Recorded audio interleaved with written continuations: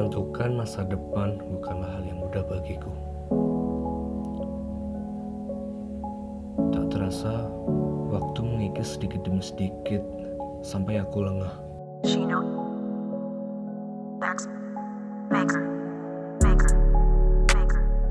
Maker. Sudah tak ada ruang bagiku untuk berpikir. Kehidupan SMA segera berakhir. Menyenangkan. Namun bukan berarti aku bisa seperti ini selamanya.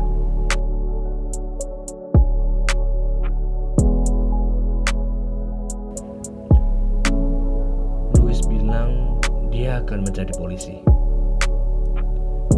Tak terbayangkan dirinya yang selingkuh itu akan menjadi sosok yang disegani. Yui bilang dia akan menjadi perawat. Aku sedikit khawatir dengan temperamennya. Tapi aku yakin dia akan menjadi perawat yang hebat.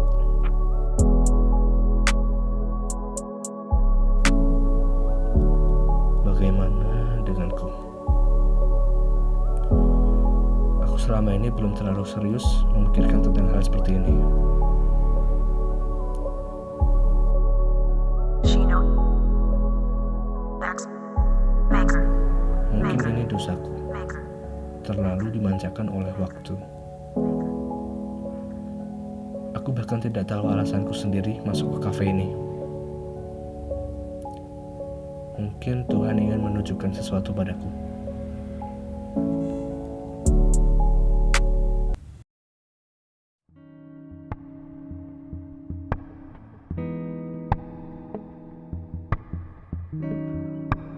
Oke, hai Indir. Ya, udah lama ya nggak ketemu ya. Jadi sebelumnya terima kasih sudah bersedia untuk jadi respondenku sama temanku.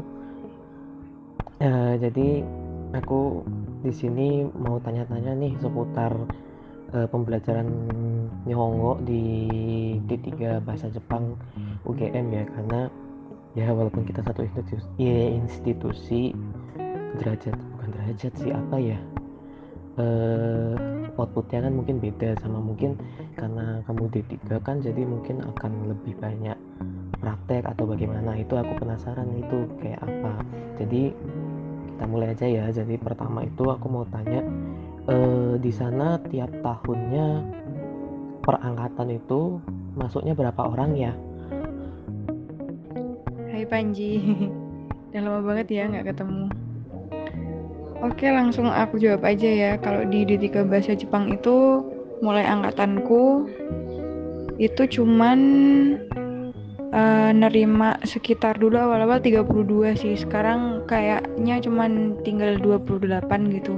Dan itu cuman sekelas. Sedangkan aku tuh punya senpai itu cuma angkatan 2015. Jadi 2015 itu ada kalau nggak salah 2 kelas deh, A sama B gitu ya, masing-masing 30 lah katakanlah segitu. Terus habis itu kan prodiku ditutup tahun 2016. Terus habis itu buka lagi di angkatanku kan. Yaitu angkatanku cuman buka satu kelas itu tadi cuma 30, ya sekitar 30 lah. Awalnya 32, sekarang ya 28-an. Terus di adik tingkatku ini juga sama kok, juga 30-an segitu. Dan sekarang kan udah prodinya udah ditutup lagi gitu. Ini prodinya buka tutup kayak jalan. Astaga, berarti bisa dibilang kayak kamu punya senpai tapi dia 2 tahun di atas ya, 2015 ya, gitu doang ya. Oke, I got it. Cuman itu kalau boleh tahu kenapa ya waktu 2016 ditutup? Kalau yang 2019 ini kan karena mau di upgrade jadi D4 itu kan, S1 terapan kan. Kalau yang 2016 tuh kenapa?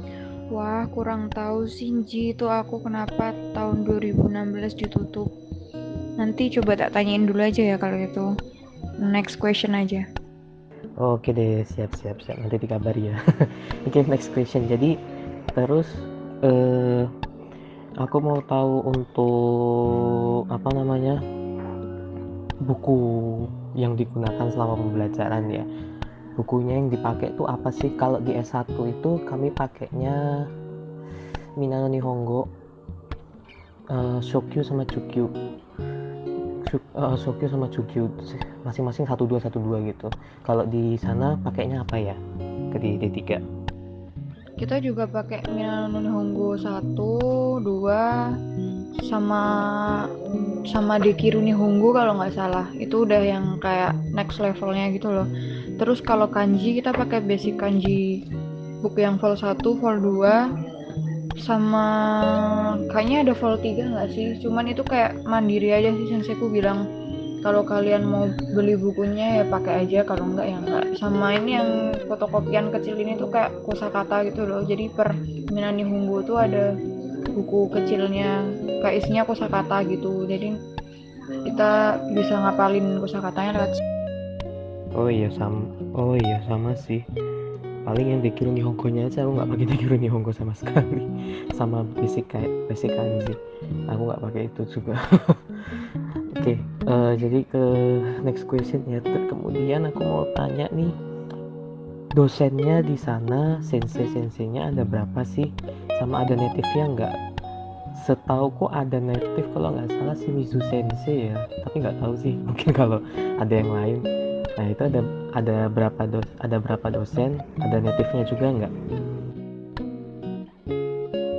Kalau dulu awal-awal itu ada 5, senseinya ada 5 dan cewek semua itu. Cuman mulai tahun ini kayaknya itu ada 2 sensei yang lanjut S3, yang satunya di UI, yang satunya di UGM kan. Jadi yang satunya ini ya otomatis sudah off kan, dia ngajarnya buat nerusin kuliah dulu. Kalau yang satunya yang S3 di UGM tuh masih kayak sering bolak-balik kantor gitu sih, cuman kayaknya nggak ngajar lagi udahan. Jadi ya mungkin sekarang tersisa 3 dosen itu. Dan kalau buat native-nya aku nggak ada native. Si Mizu Sensei itu kayaknya terakhir ngajar angkatannya senpai, jadi 2015 kayaknya. Soalnya mulai dari aku itu udah nggak ada native sama sekali, cuman kita kayak sering ada kelas tambahan gitu namanya Kaiwakai. Jadi nanti tiap hari Jumat gitu kita nanti kayak berangkat ke kelas, cuman ketemu sama Nihonjin gitu, pokoknya Nihonjin yang ada di UGM lah, jadi inklus atau dari apa gitu. Nanti cuman kita kelasnya ngobrol doang gitu, jadi kayak kelompokan terus nanti ngobrol-ngobrol gitu. Jadi ada kayak kelas khususnya kayak gitu sih buat speaking. So desu ka. Omoshirosou desu ne. Omoshirosou desu ne. Ngobrol-ngobrol sama Nihonjin ya, aku juga ada sih. Karena kami juga satu lantai, jadi kadang yang ngobrol juga sih. Yang ngobrol-ngobrol kan ketemu. Sebenarnya agak sulit juga sih, karena nggak terkhusus. Kalau kayak kalian kan kayak like terprogram gitu kan, ada kelasnya, jadi kalian udah pasti ketemu. Kalau kami kan jarang-jarang ketemu kayak gitu. Jadi ya agak beda sih. Oke, next question. Gimana aku nanyanya ini? Oke, jadi kalau di S1 itu kami ada program exchange Ryugaku ke Jepang sana selama 1 tahun, dan itu ada 2 program. Yang satu itu mungkin kamu juga tahu ya, yang beasiswa dari Mombuka Gakusho itu. Terus kami juga ada yang beasiswa yang hasil kerjasama sama antara UGM sama universitas di Jepang ya, kayak gitu. Nah kalau di D3 itu ada program beasiswa Ryugaku kayak gitu nggak sih? Kalau buat yang kita exchange ke sana itu kayaknya nggak ada deh. Jadi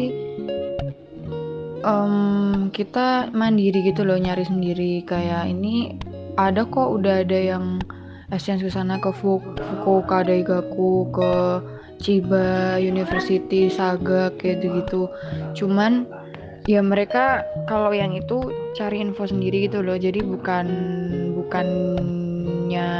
kayak per tahun ada yang dari ini ke sana atau yang ngatur prodi kayak itu, enggak. Jadi emang inisiatif kita kalau itu.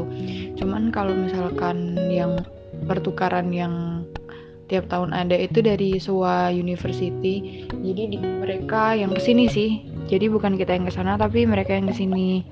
Selalu itu per tahun. Kalau nggak setahun 2 kali, nanti jadi setahun 2 kali itu kayak 2 orang gitu per berangkat, atau setahun sekali tapi langsung 4 orang kayak gitu. Dan nanti kita yang di sini itu, mereka kan di sini selama 2 mingguan gitulah. Nah kita nanti itu jadi semacam LO-nya gitu loh. Jadi yang dampingin sehari-harinya, nganterin makan atau main atau apa. Tapi juga kita nanti bikin kayak project gitu sama mereka, bikin video atau apa gitu. Jadi kayak gitu sih. Oke, jadi lebih ke cari sendiri ya. Nah, itu nyarinya biasanya di mana sih? Kalau UGM kan ada wadahnya, OIA itu ya. Dan aku penasaran juga sih, kalau misal ada yang exchange kayak tadi kan ke Fukuoka, ke Chiba. Nah, itu nanti mengganggu, istilahnya apa ya? Bukan mengganggu sih. Iya sih, bisa dibilang nanti mengganggu kuliah yang di sini nggak sih? Kayak gimana sih perhitungannya? Karena kan kalau nggak salah kalau D3 kan cuma 3 tahun ya. Jadi kalau misal berangkat ke sana itu mengganggu waktunya yang di sini nggak gitu? Nah itu tuh juga tergantung sih, kan kita kayak kita sendiri ya yang nyari-nyari. Jadi kita juga harus tahu mau ikut program yang mana, nyesuaiin ininya. Kalau kemarin senpaiku itu yang ke Chiba, dia pas banget di akhir semester. Jadi kayak misalnya modelnya kayak aku kayak gini. Jadi dia udah kayak nyelesain semua tugas akhirnya, nyelesain. Cuman dia belum, kayak nggak salah, dia belum sidang. Jadi kayak semuanya udah kelar, TA-nya dia udah kelar. Cuman dia belum sidang. Kan kalau misalnya exchange, status kita harus mahasiswa kan, masih mahasiswa. Nah sama senseiku disuruh kayak gitu, jadi selesaiin dulu urusan di sini, terus kamu udah sana exchange. Walaupun mundur 1 tahun kan ya nggak apa-apa kan, mau di sini kuliahnya udah kelar kayak gitu. Rata-rata pada kayak gitu sih. Dan kalau misalkan yang temenku, jadi kan temenku berangkatnya tahun lalu, itu dia di ini apa sih namanya, di compare, di apa ya namanya ya, pokoknya kan ada matkul yang sama nih di Jepang sama di sini. Jadinya ya nilainya yang di Jepang tuh nanti dimasukin nilai di sini gitu loh. Jadi tuh kuliah di sana sama aja kuliah di sini gitu, dihitungnya kayak gitu. Jadi dia tetap, istilahnya di Indonesia tetap aktif gitu lah. Soalnya nanti nilainya di ini dari yang sana gitu. Paham gak sih? Pusing aku. Paham. Yang itu, yang nilai itu transfer kredit kalau nggak salah namanya. Ya kita juga gitu sih. Jadi biar tetap nggak ngolor-ngolor di sini gitu. Jadi matkul yang bisa ditransfer nilainya dipindah ke sini juga dari sana. Itu transfer kredit kalau nggak salah namanya. Iya sama kok. Sama benar-benar. Oke. Next question, wait. Next questionnya, oke. Ini yang tentang mau lulus. Nah, sebentar lagi kan mau lulus juga nih. Insya Allah ya. Aku doakan semoga tidak ada halangan. Nah, selain TA atau tugas akhir, kalau di D3 itu ada syarat lulus JLPT nggak? Dan itu harus level berapa? Harus N berapa? Kalau kami di sastra Jepang ini itu minimal N3, tapi pernah nyoba N2. Lulus nggak lulus itu kalau N2. Tapi kalau mulai 2019 ini kalau nggak salah harus N2 sih. Hampir sama kayak di universitas lain juga, beberapa juga syarat lulusnya udah harus N2. Nah kalau di D3 itu N berapa kalau ada syarat lulus di LPT-nya? Amin. Semoga lulus tahun ini ya. Sama kok kayak N itu S1, di D3 juga minimal N3. Dan alhamdulillah kalau misalnya N3 semuanya kayaknya udah pada lolos sih. Cuman tinggal ini sih, beberapa doang, dikit paling yang belum. Dan di punya punya aku tuh juga masih ada matkul namanya kemahiran bahasa. Jadi kayak mantepin JLPT gitu loh. Kita isinya kelasnya itu latihan soal JLPT terus kayak gitu. Jadi kelasnya tuh cuman latihan soal JLPT. Kalau di kurikulumnya tuh tulisannya N3, cuman tuh kayak pada udah lulus kan N3, jadi akhirnya sekarang digantinya N2 gitu. Tapi masih syarat lulus tetap ini sih, tetap N3. Oke. Oke, pertanyaannya udah habis sih. Itu aja kalau dari aku ya. Omoshiroi hanashi arigatou gozaimasu. Sekali sama Deshita. Sekali sama Deshita itu. Terima kasih sudah mau jadi narasumberku. Semoga dilancarkan dan sehat-sehat selalu di kondisi seperti ini ya. Jaga kesehatan dan PHBS, pola hidup bersih dan sehat. Itu aja. Hai. Hai, ijo desu. Arigatou gozaimasu. Mantap deh. Oke, makasih juga ya. Amin. Jaga kesehatan juga. Makasih.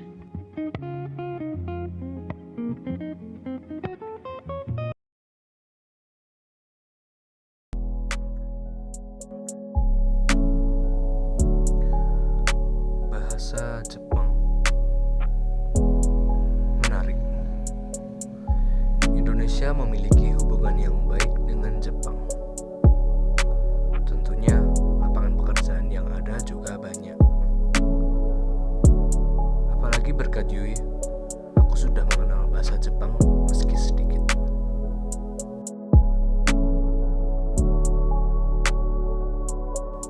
Yos, gimana?